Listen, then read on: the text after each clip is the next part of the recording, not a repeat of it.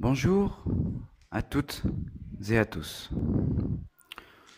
Je suis heureux de partager avec vous cette seconde audio sur lequel je vais vous transmettre un premier code afin que vous puissiez voir la simplicité de la discipline que nous avons besoin d'intégrer. Pour ce, je vais vous parler de l'attention, de l'intention et de l'action, qui sont 3 points de notre corps, 3 chakras, que lorsque nous sommes éveillés à ces points, nous comprenons l'importance de notre présence et comment la maîtriser. Lorsque je parle des codes, je parle des codes originaux de notre connexion à notre âme, pour comprendre que nous sommes sur Terre, pour nous connecter avec notre âme. Nous sommes sur Terre pour reconnaître la perfection de l'âme. L'âme est faite pour aimer.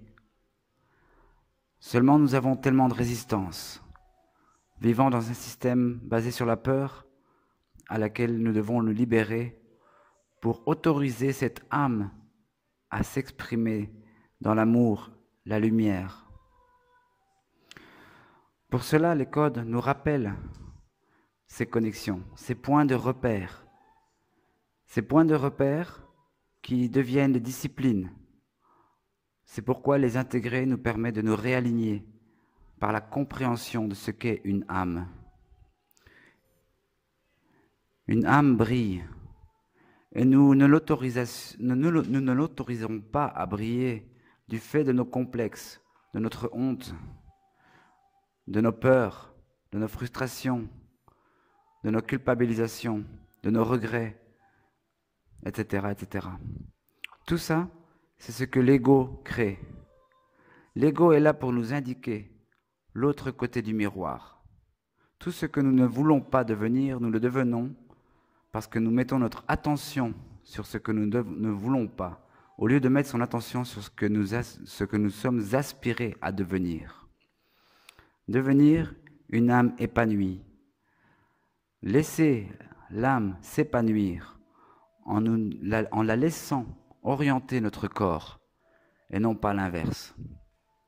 C'est pourquoi cette première formule que je partage avec vous est importante. Elle est une introduction.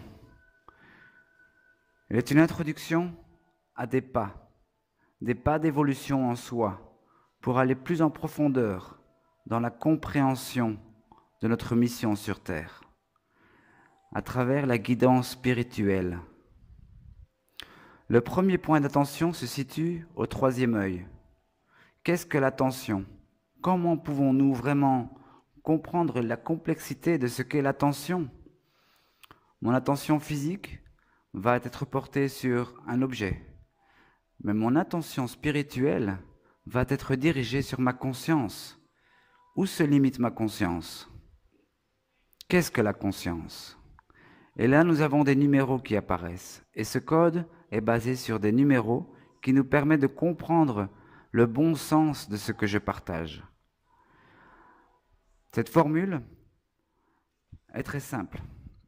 Lorsque le code est compris comme étant un code numérique basé sur un ordre de 26 lettres composé par 10 numéros, nous avons un compte de 260 qui correspondent à un cycle reconnu dans le calendrier Maya comme un cycle de co-création.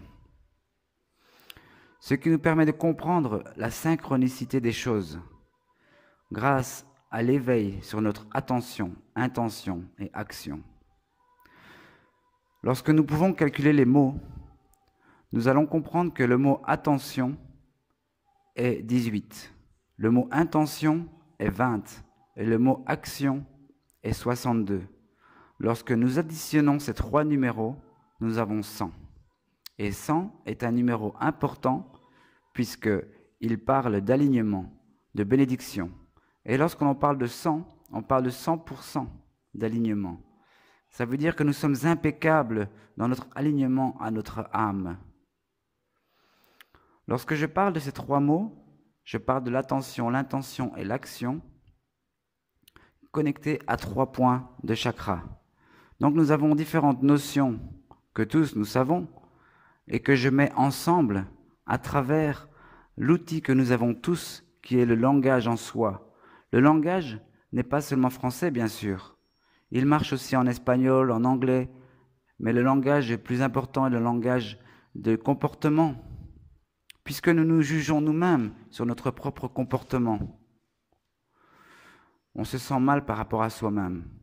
Nous nous faisons du mal lorsque nous faisons des choses qui sont incohérentes, basées sur l'ignorance, l'orgueil, la colère, la jalousie, etc., etc. Tout ça, nous avons besoin d'en prendre conscience. Pour en prendre conscience, nous devons rentrer dans l'observateur et rester là. Être dans l'observateur, c'est pouvoir refléter la lumière de l'âme et nous faire comprendre notre chemin simple, clair, ouvert à toutes les opportunités que nous offre la vie, sans aucune limitation. Ce qui nous permet d'être totalement autonomes. Lorsque nous sommes dans l'éveil spirituel, nous n'avons aucun blocage physique. Nous ne sommes pas limités à vouloir de l'argent. Nous savons nos nécessités réelles lorsque nous sommes satisfaits spirituellement, lorsque nous sommes en connexion avec les éléments, avec la manifestation de la nature en soi. Ces codes sont des codes numériques, symboles, alphabétiques, des lettres, symboles, des couleurs, symboles, et des formes, symboles. 4 types de symboles que je vais résumer, que j'ai pris 20 ans pour résumer, pour pouvoir les transmettre en toute confiance à ceux qui sont prêts à les recevoir et à pouvoir désapprendre ce que nous avons, ce qu'ils nous ont inculqué à l'école, évitant que nous nous alignions à ces codes, occupant notre esprit avec des choses qui ne servent à rien. Redéfinir l'école est très important. Rééduquer est une question de nous aligner à notre bienséance, bienveillance et bienfaisance. Lorsque nous ne sommes pas alignés à ces 3 points, nous sommes dans l'illusion. C'est pourquoi il est important de redéfinir des mots comme réalité, mais la réalité vient de la réalisation. Et le mot réalisation, par exemple, est 23. Et donc, la réalité, 70. En parlant de réalisation 23, le mot complémentaire est la bienséance, 77. Parce que 77 plus 23 égale 100, ce qui fait complémentaire. Donc lorsqu'on commence à comprendre ces numéros très simples que je partage dans les transmissions, on commence à avoir une clarté mentale et notre mental s'aligne à notre cœur et non pas l'inverse. Le problème de la société actuelle, c'est que nous nous identifions à notre mental et de ce fait, nous sommes dirigés par des limitations. Nous pensons qu'il n'y a pas d'autre solution, qu'il n'y a qu'une seule solution et qu'il faut le faire absolument. Non. Le contraire. Le mental est là pour servir le cœur. Et pour cela, nous devons être dans notre cœur. L'expression de nos paroles, pensées et actes depuis notre cœur est notre alignement à notre âme. Et cela requiert une écoute, une observation consciente, c'est-à-dire une présence.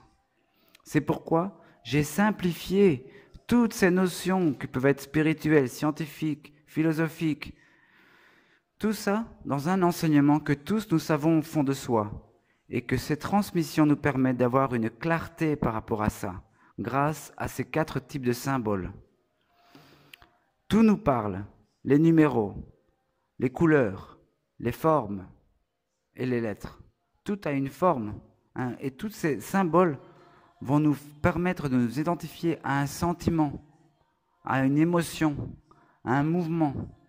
Et tout ça, on va sentir, dans tout ça, on va sentir une guidance, une luminosité qui va nous permettre de savoir quoi faire quand il est lieu de faire.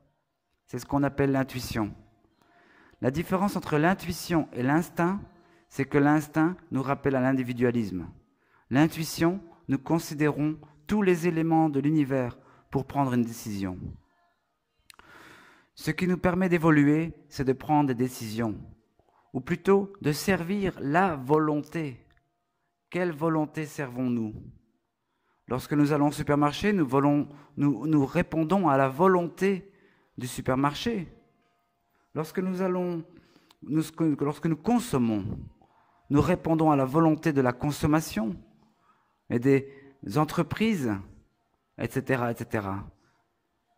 Lorsque nous sommes autonomes, nous avons un appel à nous aligner à la volonté divine, la volonté qui s'exprime à travers notre présence, à travers l'attention, nos intentions et nos actions. Ces 3 points observés nous permettent d'évoluer. Et je vous invite à comprendre que tous nous avons accès à cette connaissance. Je suis là pour les partager et je vous invite à vous manifester si vous êtes vraiment, vraiment volontaire à l'évolution, la réelle évolution. Je vous remercie pour cette écoute. Je vous aime.